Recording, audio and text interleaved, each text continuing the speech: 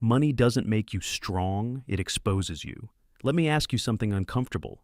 If tomorrow you woke up with $50 million in your account, would you become powerful?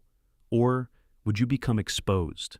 Most people believe money changes people. That's wrong. Money doesn't change you. It removes the filters. When you are broke, you can hide behind limitations. When you are wealthy, there are no excuses left. And here's the truth that most people avoid. Money doesn't create character. It reveals it under pressure. When you have no resources, your flaws stay small. When you gain leverage, your flaws scale. If you are disciplined, your discipline multiplies.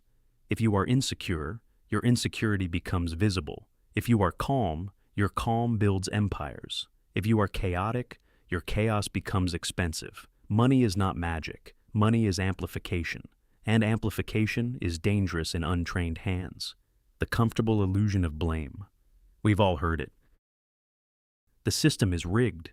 The rich had advantages. I didn't grow up with connections. It's easier for them. But let's look at reality without emotion. In every country, every economy, every generation, there are people who rise.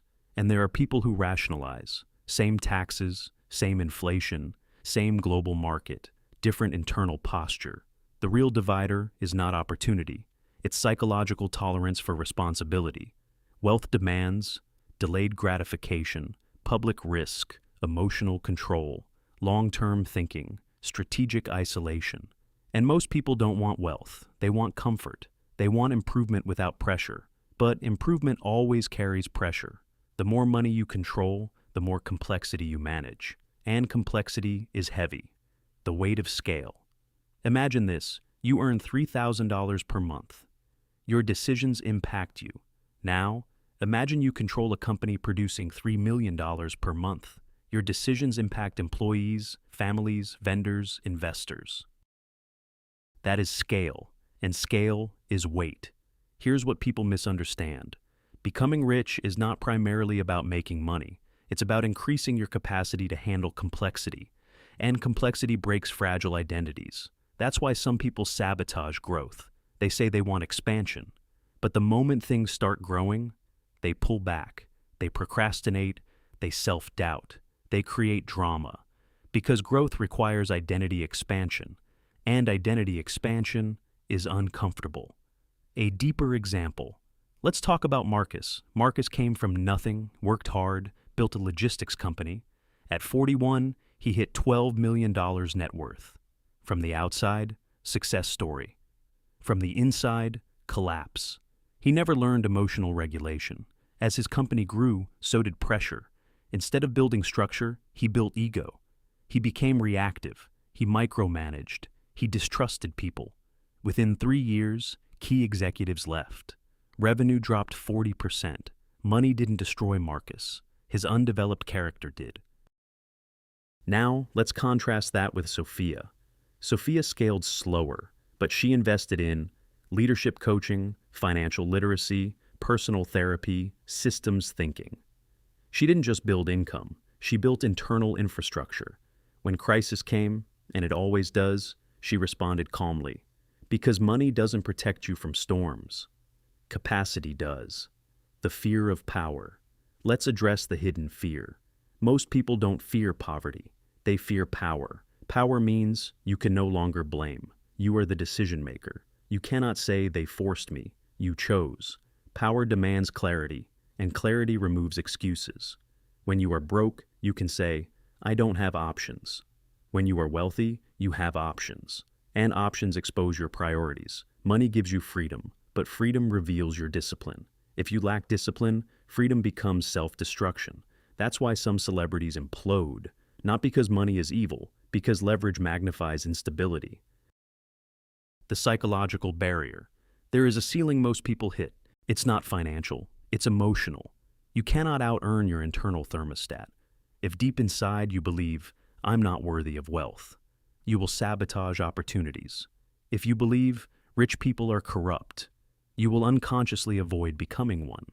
If you associate money with stress, you will protect yourself from it. Your income rarely exceeds your identity. That's why mindset is not a cliche. It's infrastructure.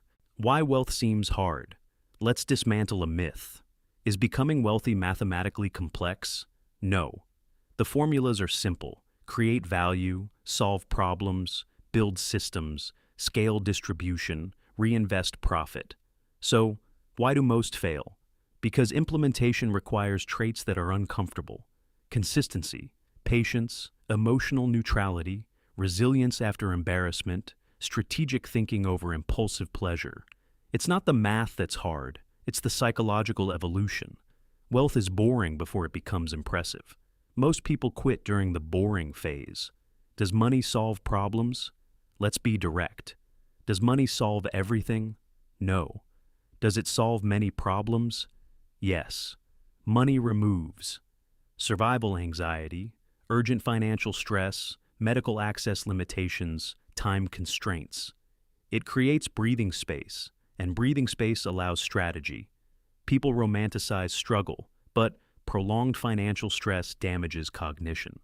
When your brain is in survival mode, you cannot think long term. Money buys thinking space.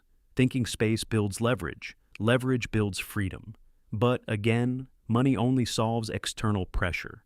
Internal pressure must be handled by maturity. The decision speed factor. Here's something rarely discussed. The wealthy are not always smarter. They decide faster. Indecision is expensive. Opportunity windows close. Markets shift. Momentum dies. Average mindset, what if I fail? Wealth mindset, if I fail, I adjust. Failure is data, not identity. The rich are not fearless, they are adaptable. Adaptability compounds. Systems versus transactions. Poor thinking asks, how do I make money today? Wealth thinking asks, how do I build something that produces money repeatedly? Transactions pay bills, systems build assets. An employee sells time, an entrepreneur builds leverage, an investor builds ownership. Ownership is scale, scale is freedom, but ownership requires risk tolerance, emotional endurance, delayed reward acceptance. Most people want quick income. Few build durable assets. The brutal reality. Here is the sentence that may hurt. You are not paid for effort. You are paid for value multiplied by leverage. Effort without strategy creates exhaustion. Strategy without execution creates fantasy. Leverage turns value into scale. Money is the scoreboard of scaled value. Not morality, not worth, not intelligence, just scaled value. If you want more money, increase. Skill, leverage, distribution, decision speed, emotional control. That's it. The identity upgrade. So, what must you become? You must become someone who can handle uncertainty calmly, can delay gratification strategically, can separate emotion from decision, can build systems, can accept temporary criticism. Wealth is not about becoming greedy. It's about becoming stable under pressure, and stability is built, not inherited. Final expansion. If I handed you $100 million right now, would you invest wisely or inflate lifestyle, build structure or build image, stay disciplined or chase dopamine? Money will test you before you ever get it, through small opportunities, through small risks, through small decisions. Your future wealth is hidden inside your current habits, so don't focus on chasing money. Focus on increasing capacity. Because once your capacity expands, money stops being intimidating. It becomes manageable. And once it becomes manageable, it becomes repeatable. Money doesn't make you strong, it reveals whether you trained. If this message stirred something in you, ask yourself honestly, what level of responsibility have I been avoiding? Because that level is probably your next level. And when you stop blaming, when you stop waiting, when you stop shrinking, you don't just earn more, you become more. And that is the real wealth. Why you don't really want money? Let me challenge you with something bold. Most people say they want money, but if you observe their behavior, they are protecting themselves from it. Watch carefully. They hesitate to raise prices. They avoid visibility. They delay launching. They underinvest in themselves. They shrink when opportunity appears. Why? Because money changes social dynamics, and humans fear social rejection more than financial loss. When you grow financially, some friends feel uncomfortable, Some relatives feel judged. Some people project insecurity onto you. Growth isolates, and isolation feels dangerous to the primitive brain. So subconsciously, people stay small to stay accepted. Let that sink in. It's not the market that stops them. It's the fear of outgrowing their environment. The social cost of success. Here's a truth no one teaches in school. Every level has a social tax. When you earn more, you think differently, you speak differently, you prioritize differently. And not everyone evolves with you. Some will say, "You changed." Yes, that's the point. Growth requires identity shedding, and shedding identity feels like loss. So many people unconsciously cap their income at the level where they still feel socially safe. They don't fail, they plateau, because plateau feels emotionally stable. Money and self-image. Your income is tightly connected to how you see yourself. If deep inside you believe, "I'm just average," your behavior will confirm it. If you believe, "I am someone who creates value at scale," you will act accordingly. Your bank account is a reflection of your risk tolerance, your value perception, your negotiation ability, your emotional endurance, your internal standards. Money flows toward clarity. It avoids confusion. If you don't know your value, neither will the market. The responsibility gap. Let's talk about something uncomfortable. People say, "I want to earn more," but what they really mean is, "I want to feel safer." Safety and wealth are not the same thing. Wealth often requires temporary instability.